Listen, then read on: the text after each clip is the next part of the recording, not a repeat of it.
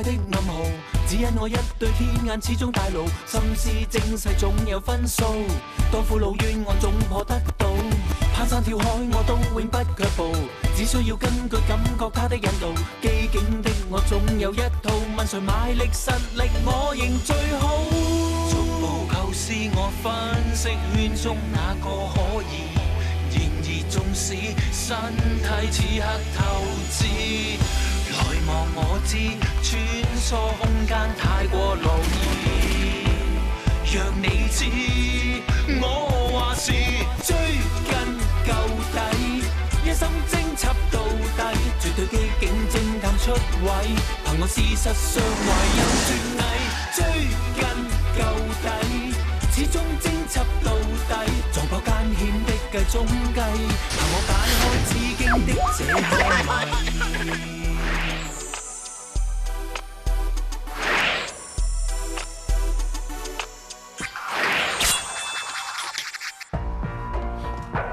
铁，能不能初步推断出红姐的死因啊？当然可以。初步看来，死者是中毒致死，在她的手掌上找到一个新的伤口，很有可能是被一些针之类的利器刺伤的。当然，详细的情况要等验尸之后才知道。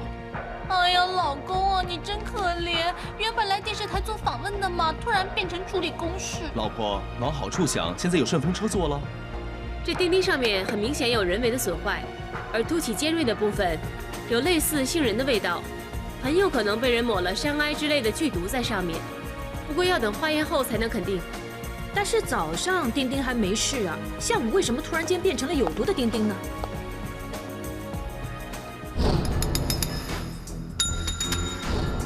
你们有没有发现，钉钉在上午是低沉的声音，但是当红姐钉走乔德里的时候，钉钉又变成了清脆的声音呢？你的意思是说，之前的钉钉被人换走了？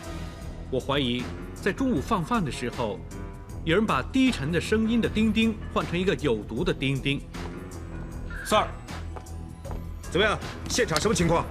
初步怀疑呢，死者是中毒致死的，而凶器呢，就是用来钉走人的钉钉。至于其他方面呢，就要等验尸还有其他化验报告才知道。OK， 现场正式由重案组接手。简单 Jason， 立刻安排所有和翻钉大赛有关的人接受问话。Yes sir。高材生呢？黄 Sir。哇，你搞什么呀？啊，人不像人，鬼不像鬼，开 party 啊！我本来准备参加比赛的嘛。你真是离谱！我叫你来啊，是查恐吓信那个案子的吗？好好的，干嘛弄起凶杀案出来呢？哦，幸好出事的人不是李时谦，不然的话，我怎么向鼎爷交代啊？放心吧，黄 Sir， 凶手我们已经抓到了，现在就在会议室里面。李时谦呢？你不要这么伤心，我们一定会尽力帮你查的。我真的没想到会发生这种事情。谦哥，发生这样的事，大家都很意外，你也不要太难过了。是我害死红姐的，要是刚才我敢盯走那个乔德里，死的人就不是红姐，是我。你这话是什么意思？刚才放饭的时候，我去储物柜里拿东西，结果看到第二封恐吓信，于是我不敢再盯人，担心会出事，所以第二封恐吓信可不可以给我们看看？可以。现在还看什么信啊？目前最重要的是立刻展开调查。啊，于 Sir， 你跟 Madam 行呢，就跟高 Sir 一起去问话。至于其他的人，马上给我去找于 Sir 刚才说的另外那个钉钉出来。啊！也就是让我们去搬垃圾。哎，那就一边去问话，一边去找那个钉钉。OK， 分头行事。是。除了你们三个，马上把衣服换了，穿这样去查案，成何体统啊？太离谱了。Yes sir。哎呀 ，Sorry sir。啊，换衣服。还不承认？寄恐吓信的人就是你。我真的没有啊 ，Sir。没有。这封恐吓信是我们在李时谦的储物柜里找到的，还抵赖。这封信真的不是我写的 ，Sir。来，你过来一下，不好意思啊，过来一下。那，麻烦你把这封信的内容写在白板上。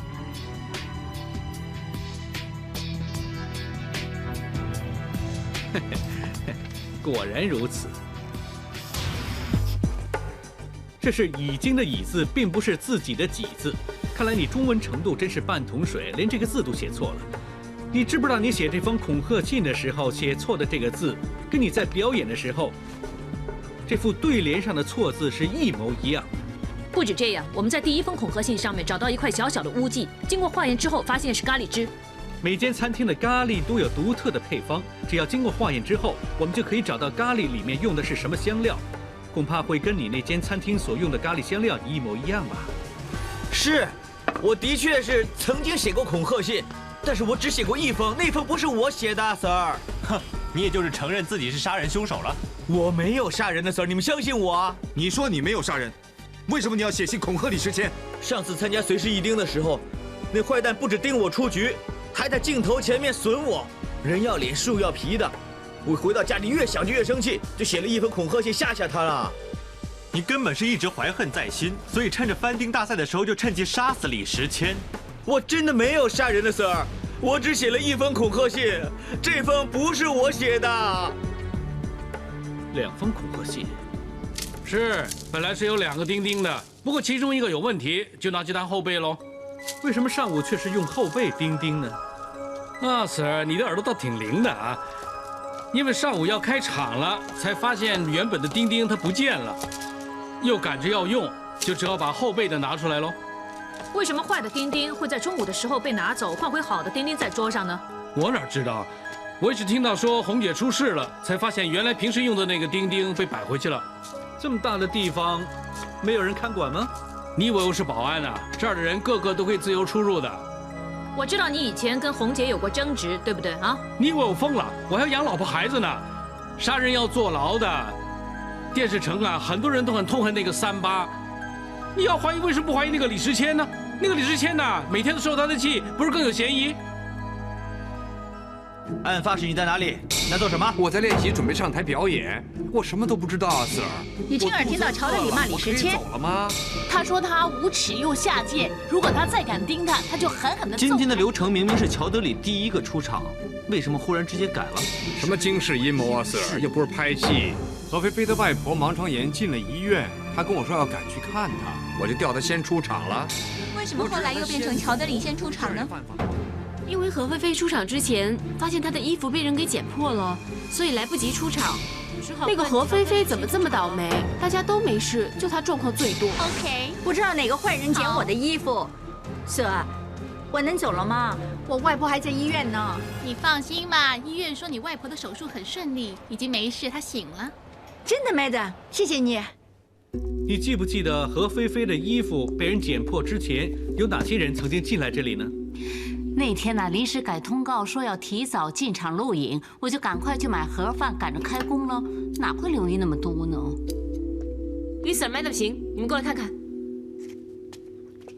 哦，这把剪刀上面有很多油渍，那何菲菲的衣服上也应该有同样的油渍。要等详细化验过才能肯定。不过表面看来像同类型的油渍。也就是说，有人故意用这把剪刀剪破何菲菲的衣服，让她不能出场。那用这把剪刀的人手上也应该沾到很多这种油渍。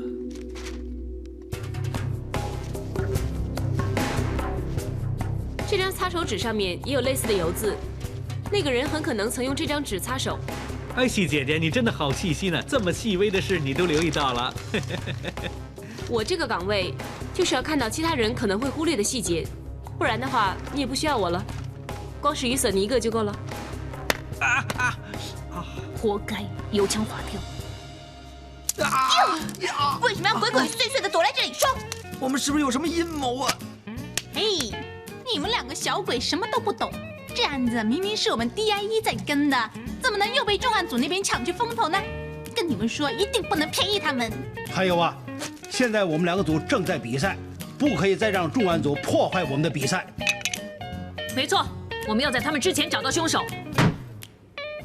首先，在这个案子里面，我发现有几个疑点，其中一个就是何菲菲的衣服被人剪破了，目的就是要确保乔德里第一个被钉出场。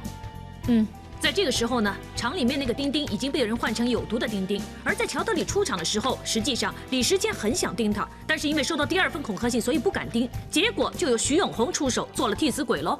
我看过第2封恐吓信了，虽然跟第1封恐吓信的错字是一样的，但是第2封恐吓信里面的字大部分都是从财经版剪下来的。咦喂，上次的那封恐吓信，那些字是从风月版剪下来的。这个人不会突然间留意财经新闻吧？所以我怀疑第二封恐吓信未必是乔德里写的。但是如果不是他，还有谁会恐吓李时迁呢？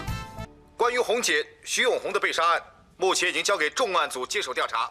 真是没用，警方也迅速又被重案组的人出尽风头，上电视。你说你爸你妈躲哪儿去了啊？啊，一个镜头也没有，警方真窝囊。让凶手逍遥法外的。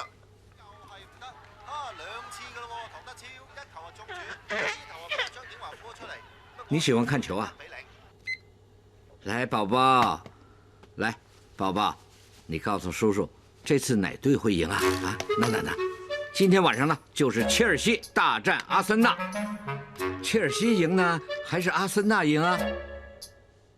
那，宝宝不要心疼叔叔，赢又没表情，输又没表情，两种都没有表情。不对呀，不赢不输就是打和了。哈哈，打和是吗？好，嘿嘿。哎，搞了半天，你看看连饭都没吃。刚才啊，我差点饿得晕了。哎，那个红姐自己倒霉就算了，还害得我连老婆都没了。老婆？我的车呀！重案组黄 Sir 说没位子停车，就把整个电视台的车都拖走了。这次真被红姐给害惨了。真没想到那个红姐人缘这么差，人都死了都没人可怜呢。我们也没人可怜呢。事情我们在做，风头是重案组的。那也没有办法，我们本来是来查恐吓案的，谁知道突然间变成凶杀案了。那我们还要不要查下去啊？外人都死了，怎么查？但是我们还没查出阴谋啊，就放弃了。没错，案子还没结束。我相信李时迁收的第二封恐吓信，并不是乔德里寄的。你怎么知道？很简单，如果两封信都是乔德里寄的话，为什么他只承认第一封，而死都不承认第二封？我知道，他一定是以为以后上庭的时候会判得轻一点。不可能，只要他承认第一封恐吓信，重案组就有足够表面证据立案控告他涉嫌谋杀。不承认第二封恐吓信，根本不会减低他杀人的嫌疑。我反而觉得第二封信只会造成一个效果，就是李时迁不敢盯他。难道凶手真正的目标不是李时迁，是徐永红？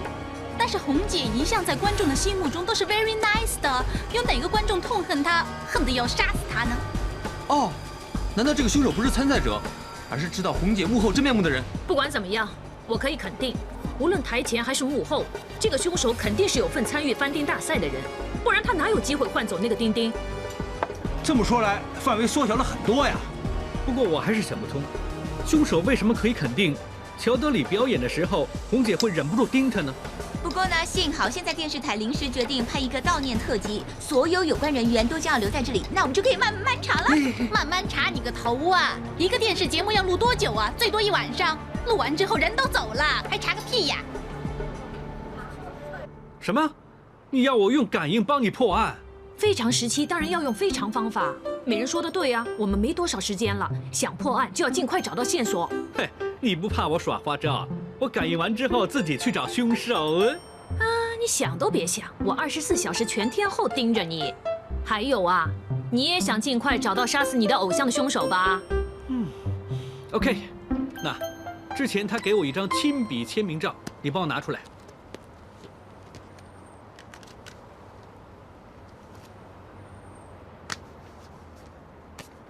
我的照片。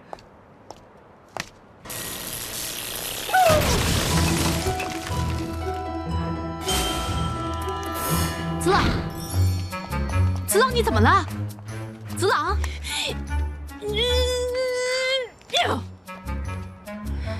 怎么了？蛇的醒了吗？哇！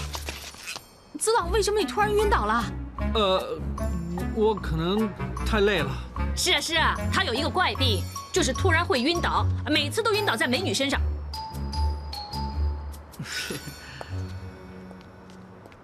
我感应的副作用真的越来越严重了，每次醒来之后，我的手这个地方都感觉一阵一阵的痛。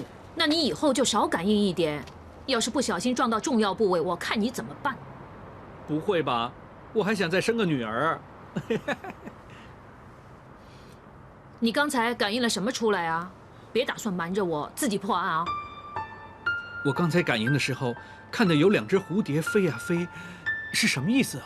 喂，刚才那个师奶厨神曾玉娟呢？她头顶上面顶着一只很大的蝴蝶。还有啊，那个管道具的杜鹃手臂上面也有一只蝴蝶的纹身。要说起来，那个何菲菲表演飞筷子的时候，也捡了很多纸蝴蝶出来啊。不止啊，那个姜文章也一边表演魔术一边唱歌，他唱的歌是《鸳鸯蝴蝶梦》。看似个鸳鸯蝴蝶。乔德里那间印度餐厅名字叫巴比龙，法文的意思就是蝴蝶呀。现在怎么办？每个都有嫌疑，谁才是凶手啊？红姐她人真的很好，她听到我外婆盲肠炎进了医院，她就劝我下次再比赛，赶快去医院看外婆。红姐是我的偶像，她很用心提携后辈，对我们呢，真的一点架子都没有啊。我觉得红姐的死对电视台还有所有的电视观众来说，是一个非常大的损失。红姐以态度认真出名，就算是一件很小的道具，如果发现出了错，她也会不厌其烦地去提醒我们。这么用心的艺人，已经越来越少了。相信大家都听到了，所有认识红姐的人都认为红姐是一个天大的好人。我相信红姐在我们心目中永远都是我们的偶像。OK， 搞定。喂，我的红包呢？我还以为啊，你会把那个38干的坏事说出来呢。谁会跟钱作对啊？你知不知道我刚才想了多久才编出那么几句话称赞那个38？哇，真是辛苦你了啊！慢慢挨吧。看来红姐的仇人比我想象中还要多很多啊。我还记得我入行第一首主打歌《Butterfly》，请到红姐当我的女主角。她遇到这种事情，也就是蝴蝶。没想到它也跟蝴蝶有关。你也不用太伤心，我想你的歌迷听到这首《Butterfly》也会想起红姐。李 Sir， 来的不行，你们都在这里啊？你来干什么？我帮柏芝来拿 Leo 的签名。希望电视机前的朋友像我一样，永远都记住他。OK， 哎，Leo 啊，谢谢你啊，哎，这边请，看着啊，小心啊。Leo 啊，可不可以帮我签个名？哦，好啊。对了，红姐忽然间死了，那你跟她拍的那部戏怎么办啊？我没跟红姐拍戏。不对啊，上次在对稿室明明听到你们在对稿，你们不是演情侣吗？没这回事，你别胡说八道。我还没签名呢。我想大家都不用再兜圈子了。我们这次约你出来见面，是想了解一下，到底你和徐永红之间是什么关系？你是不是跟他发展地下情？绝对没这回事啊！我跟他怎么会有关系？可是有人看到你们两个躲在对稿室偷情，有说有笑，还表现得很亲密。怎么会呢？大家都知道 Leo 没交过女朋友。如果他真的跟红姐交往，别说我不可能不知道，狗仔队也不会放过他们。也许他不想让你知道，怕公司反对。你最好说清楚，你跟红姐到底是什么关系？你们不会怀疑我杀死了红姐吧？凶手是谁，我们自然会调查。如果你再不合作的话，我们可以把你带回 DIE 那里喝咖啡的。那怎么行啊？万一被狗仔队知道，又会乱写一通了。子朗，我知道你想尽快破案，但是我可以保证，Leo真的跟这件事没关系。如果这件事真的跟他没关系，你就直接把真相说出来，隐瞒事实对大家都没好处。刻意隐瞒真相等于知情不报，我们有权控告你妨碍司法公正，罪很重的。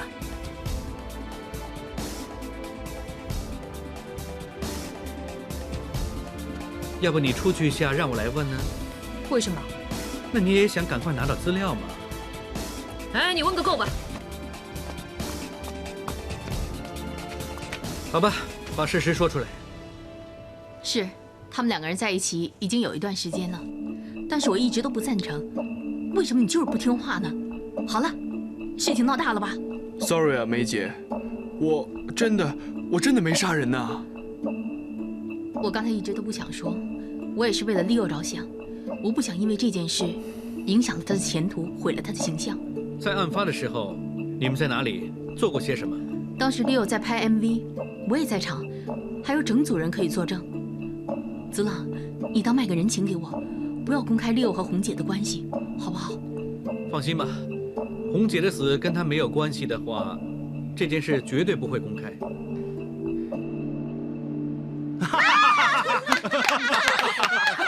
现在叫你们查案还是看戏啊？找线索啊，光会笑。哇，有没有看到买点心好像吃了一大桶火药？以我的经验，一个女人这么火，一定是为了男人。就是呢，怎么样？有没有发现任何线索？哎，别说了，先摆平你女人。怎么了？这么快啊？不多聊会儿，顺便把她送回家，然后再吃个宵夜啊？你讲到哪儿去了？我只是为了公事，不要吃这种干醋了。原来利奥跟那个红姐真的在搞地下情。哇！如果把这消息卖出去，可以做娱乐头条了。喂，千万不要传出去啊！我答应了当事人的经理人，这件事要保密的。哎，真的没想到Leo居然真的会跟红姐。喂，既然Leo跟他搞地下情，会不会Leo就是凶手呢？这会不会是一起情杀案呢？当事人的经理人说，Leo在厂里面一直在拍 MV。你的出处是Leo的经理人，当然这么说了。岂不是还是没有线索？不过我始终不明白，为什么凶手可以肯定，当乔德里的小提琴拉着走音的时候，徐永红就会亲自出手盯他呢？他拉得那么差，是我也会盯他啦。但是那天乔德里彩排的时候拉得挺好的，可是为什么出场的时候小提琴会走音呢？会不会是个阴谋呢？有人故意弄坏他的琴，故意不让他赢。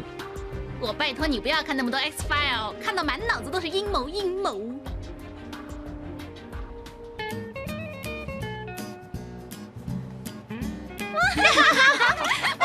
小凤姐，你的造型真的很吸引啊，全靠我借给你那2个柠檬啊！你还敢说呢？出场前说肚子痛，害得我要上台，还要粘胡子。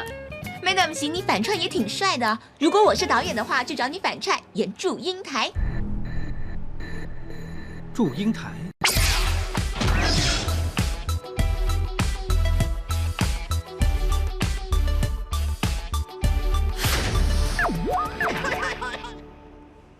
哇，她台庆时穿的衣服确实很有质感，完全凸显了她的身材。你不是说要找红姐跟梁祝的关系吗？叫别人去找线索，自己却偷懒。那这你就错了，在电视城里面最多的就是人，收到最多消息的也是人。那我来问你啊，有哪种人跟最多的人合作过，又收到最多的八卦资料呢？我怎么知道？我告诉你，就是这一群临时演员了。哎，别跑啊，别跑！你有毛病你！喂，干什么？把小羊还给我呀！我刚放你就拿走了。你还不是捡回来的？我在洗手盆捡的，又没有写名字，谁拿到手就是谁的。那不是李时迁的吉祥物小羊吗？警察，抢什么呀？贼脏啊！妹子，你别冤枉我啊！我看在地上，我就捡起来了。哎，是他偷的，你抓他！不是妹子，我在洗手盆捡到的。真是吉祥物，又怎么会乱扔呢？进了厂呢，浑身不自在，原来他在车里。喂，你们2个知不知道11不报是犯法的？赶快捡起来，让我物归原主。喂，先不要走。你们知不知道徐永红入行这么多年，有没有唱过或者演过梁祝啊？不知道，妹子，我只是临时演员，我哪知道那么多？墨镜哥哥，我认识你啊，你是在百集长剧里面炒股票炒到跳楼那个。喂，不可能吧？你居然记得我？我当然记得你了。你的演出非常精湛，你那种迷惘的眼神，完全显示出现今社会人与人之间的疏离。哎，我也认得你啊！你在那部《唐伯虎点秋香》里面是演嫖客的吗？你那种战战兢兢的演出，完全反映出一条鸡虫将要被鸡啄的心态。我有这么棒吗？我一直都说临时演员是最重要的，你们的演技还有重要性，真的可以比得上电视台的大哥还有大姐。那倒是。如果一部电视剧集没有你们这群临时演员，又怎么能够拍出质感呢？那没错。难道为那100多块来吗？没错。我们呢，毕竟也是从事演艺事业的嘛，对吧？对。那话说回来了，你们做这么多年，或多或少都跟一些大明星合作过吧？当然。就说今天死掉那红姐吧，我看着她入行的，她当年是参加什么18区天生我材比赛，红姐也参加过像这样的比赛吗？哎，那只是个分区比赛嘛，你当然不知道了。你不相信？我有照片的。啊，有照片，你们看，站我旁边那就是红姐，那时候她才10几岁，哪有现在这么出众？她表演拉小提琴拉得跟杀鸡似的，结果被人盯走了，哭着下台的。拉小提琴？你记不记得她当时拉的是什么歌啊？歌名我不记得了，不过很熟的歌。是不是这首？噔噔噔噔噔噔噔噔，当当当当当当！哇，终于收到讯号了，讯号好强啊，强劲无比！喂，这是红姐，不像她呀。这照片是红姐念中学时候的学生照，在她中学网站下载的，肯定没错。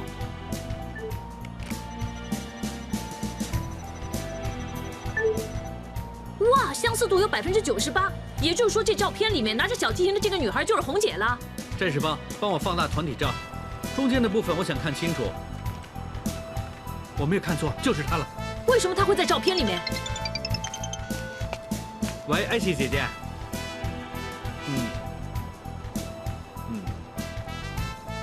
谢谢。艾希打电话来，她说化验报告出了，还说凶手把密一疏，留下了一样致命的证据。凶手是谁啊？哼，知道凶手是谁没有用，最重要我们要让他被逮个正着。雨伞，我拜托你小声的偷偷告诉我们，到底谁才是真正的凶手？某人自作聪明地说：“我早就知道凶手是谁了。这次这个凶手，我保证你们想都想不到。”怎么回事？重案组不是抓了乔德里了吗？他不是凶手吗？那可未必。根据我们的分析，凶手要符合几个条件才可以执行他的杀人计划。要符合哪几个条件呢？那我们大家都知道，凶手趁着放饭的时候，把那个没毒的丁丁换成一个有毒的丁丁。可是问题是，谦哥还有红姐都会有机会碰到那个有毒的丁丁。凶手有什么办法可以确保他要杀的人先碰那个丁丁呢？所以那个凶手就给谦哥第2封恐吓信，让谦哥不敢随便把人盯走，把谦哥吓得不敢盯人而已。但怎么保证红姐一定会盯呢？所以第2个条件就是，凶手很了解红姐的死穴，就是那把拉到走音的小提琴。我们查到红姐在她中学时代曾经参加过18区的天生我材比赛，当时她拉小提琴拉得好像杀鸡似的，结果被评判挖苦一番。这件事对于红姐来说，是她人生的一大耻辱。我懂了，所以呢，红姐一听到乔德里的小提琴拉的走音，就算谦哥他呢不盯走他，红姐自己也会盯走乔德里了，对不对啊，于 Sir？ 对，抱抱抱，没错，这个凶手绝对是了解红姐这段历史的人。那于 Sir， 第3个条件是什么呢？凶手弄得乔德里那个小提琴走音，本来可以顺利进行他的杀人计划。可是，事情忽然间有一个变数。何菲菲的外婆因为盲肠炎进了医院，所以她要求跟乔德里对调，提早出场表演。那如果何菲菲先出场的话，那凶手就不可以确保红姐会盯她走了。于是他就剪破何菲菲的衣服，让何菲菲不能出场。根据鉴证科的化验结果，那件衣服是在服装间里面被剪刀剪破的，而那把剪刀沾满了油渍，何菲菲的衣服也沾上了油渍。鉴证科还在服装间的垃圾桶里面找到擦手的纸，上面也有相同的油渍。由于3个地方的油渍浓度跟成分都一样，所以足以证明是同一时间沾到。如果我没猜错，当时的情况应该是这样。当时由于红姐忽然间要提早开场，弄到全世界一片混乱，凶手就趁着这个时候来到服装间。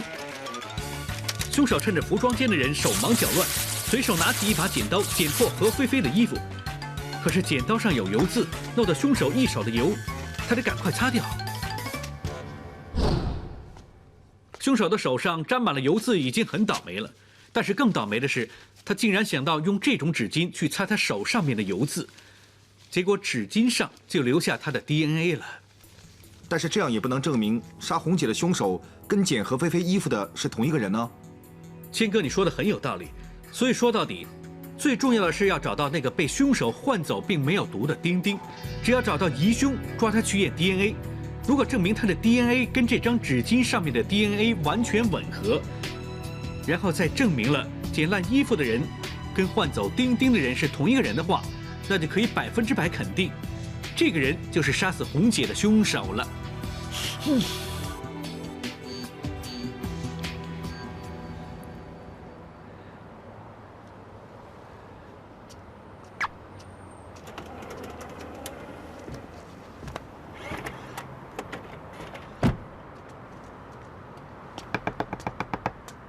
谦哥，收了工还不快点回家休息？这么晚来拖车场，你很急着要用车吗？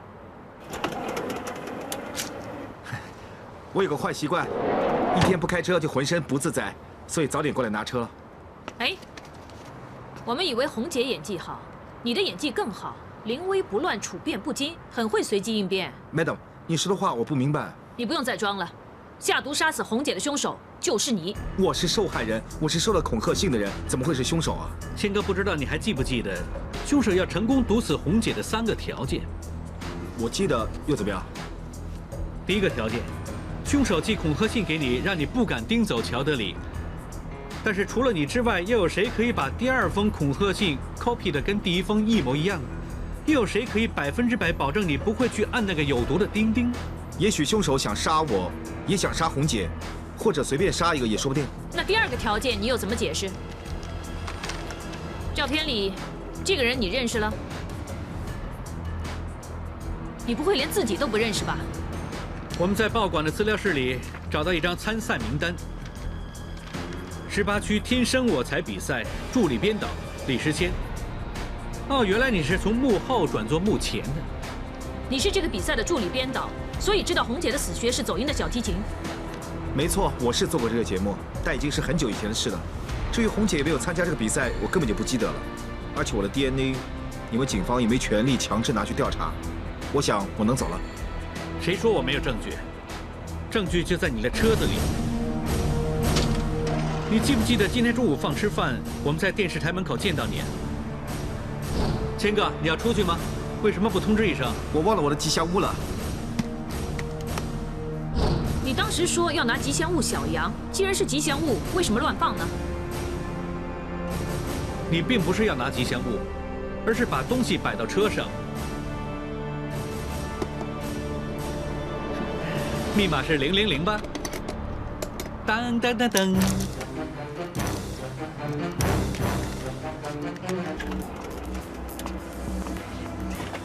真的什么都找不到。我想，我现在可以走了吧？从他上车到下车只有几分钟，哪有时间让他毁灭那个钉钉？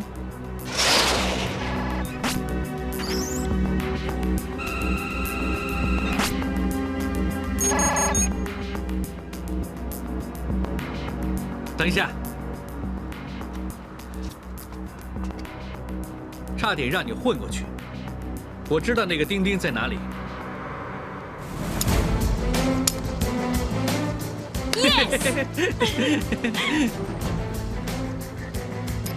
我可以推理出你怎么样实行你的杀人计划，但是有件事我却没办法推理出来：为什么你要杀死红姐呢？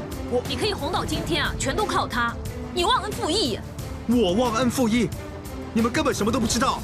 永红是我什么人？她是我老婆。10几年前，我是当时18区天生我材的助理编导，在一次初赛里面，我遇到永红。当时她因为太紧张，所以表现失常，还被评判批评得一文不值。结果她一直哭，哭得我心都软了。从那时候开始，我和永红开始来往。当时永红很天真很纯，她一直没有放弃进入演艺界的梦想。那时候我们很合得来，我们谈演戏，谈理想，谈人生，最后更决定共度一生。之后，永红开始发展她的演艺事业，我也从幕后转为幕前。永红逐渐受到赏识，为了方便她，我们把结婚的事保密。我虽然不想这样，但是最后还是尊重她的决定。谁知道，我没有想到，永红为了出名，竟然不择手段，甚至牺牲色相。永红说她是为了我才这么做，还说监制答应会开个节目给她，她会找我一起主持，这个节目就是随时议定。后来永红就要求我在节目里有多见就多见，以突出她的高贵大方。虽然是见了点，但是为了永红，我真的一点都不介意。可是她对我越来越冷淡，甚至根本不管我的死活。他口口声声说是为了事业，其实他根本就看不起我。他不跟我在一起，我也不会让他跟其他人在一起。唯一的解决方法就是让他永远消失。这要感谢 Sir 跟 Madam， 全靠你们证明我没有杀人。以后我都不会给别人寄恐吓信了。你有这个想法就好。希望法官念的你并无恶意，会判得轻一点。嘿，高 Sir。咦，你们两个还在这里啊？不是想让我表扬你们吧？不过呢，这次你们 DIE 的表现的确还不错。其实我早就猜到他就是凶手了。根据统计，凡是自己主动跑来报案的，有1半几率本身就是凶手。呵呵，又一次证明我的推断没有错误。真的 Jackson， 给我带他走。Yes sir。Excuse me。真的 Jackson， 可不可以让我跟谦哥说2句话 ？Thank you。那这张照片对你来说可能有点触景伤情，不过我想也应该有一点纪念价值吧。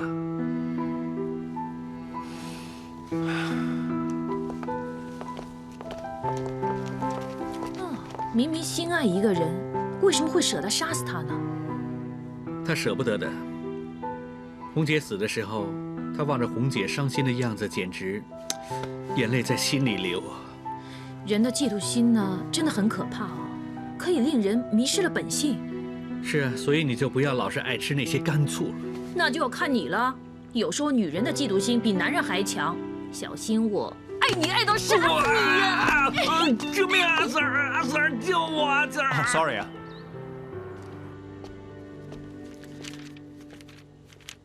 干什么？干什么？干什么？我想看看结局是怎么样嘛。那你这样呢是查案的大忌，你知道吗？查案呢是要循序渐进，慢慢推理才可以的。这么快就想看结局？白痴，帮你拿到林嘉熙的签名了。真的？但是为什么掉色了？墨水还没干呢。也就是这个签名是假的。你也不可以说它是假的。我在网上找了几10个林嘉熙签名的 sample， 经过综合对比，最后才做出这个连林嘉熙都签不出来的签名。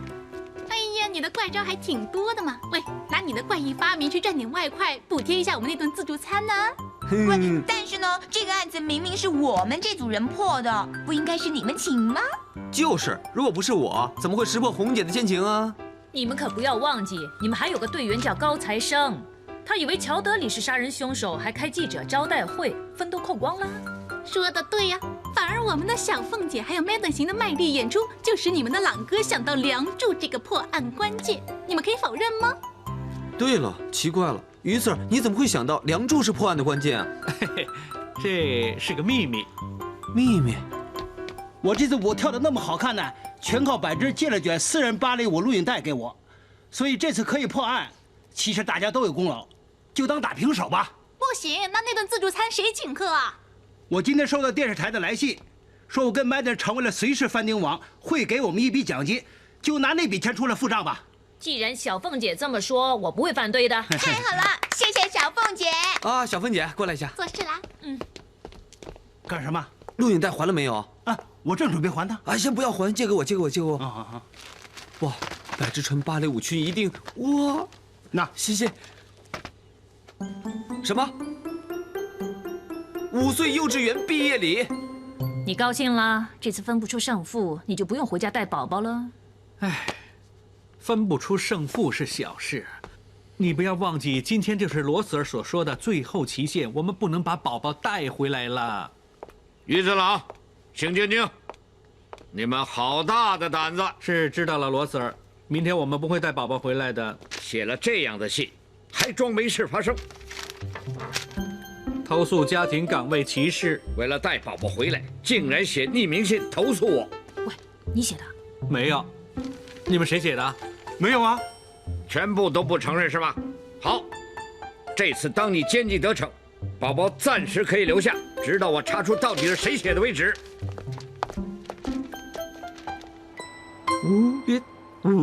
这，哎呀，笑得这么高兴，知道自己可以留下来啦。要不是因为叔叔舍不得你这个运财童子，想出绝世好计，写封信去投诉自己，你怎么能留下来呢？哎呀，怎么了？为什么手那么凉啊？那2个白痴怎么当父母的？哪像叔叔这样对你这么好？那宝宝，你知道叔叔对你好，是不是应该报答我啊？上一次啊，你叫我买盒，我买的太少了，没赚到多少。那宝宝，快告诉叔叔，谁会第一个进球呢？部长，请过来。是。我们只有5个人，麻烦你把其他碗筷收起来。好的。哎，我们有谁不来啊？于四儿啊，他说约了个朋友。喂，那群蝗虫快到了，等他们来再叫点心好不好？看什么呀？这么专心？这本吗？西语出的交换日记。这本书是于嫂送给我的，她说呢是梅姐给她的，而且最重要的就是噔噔噔噔，有 Leo 的签名啊！没想到呢，于嫂真的认识梅姐。其实呢，我也很崇拜梅姐的，她长得漂亮又高贵，做事又能干，比很多男人还要能干呢。倒茶吧，还说？喂，我又不是在骂你，干嘛这么委屈？不是啊，我是看到书上写她的初恋，我觉得太感动了。有多感动？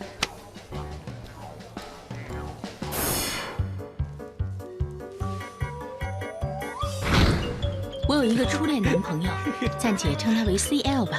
他是一个很害羞的男孩子。记得那时候，我们每天都一起放学回家。我们虽然没有牵过手，不过有时候走得近一点，手不小心碰到，他会马上弹开，还会脸红呢。后来有一次，我撑过马路的时候，忍不住握住他的手。从那天开始，我们的手就没有分开过。每次他送我回到家楼下，说完拜拜就走。终于有一次，我忍不住拉住他亲了一下。死鱼子了，敢骗我！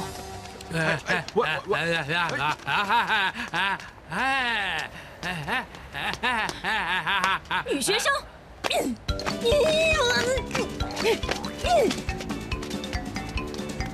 怎么回事？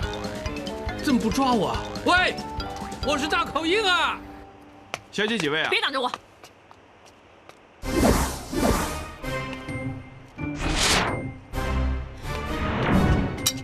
于子龙，你这样对得起我吗？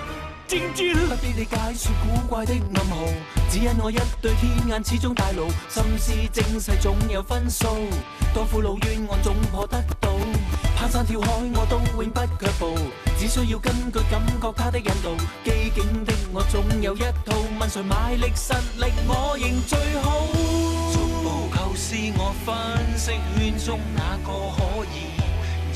縱使身體此刻透支，來望我知穿梭空間太過樂意，讓你知我話是追根究底，一心偵緝到底，絕對機警偵探出位，憑我事實上懷有絕藝，追根究底。始終偵緝到底，撞破艱險的計中計，憑我解開紫荊的這個謎。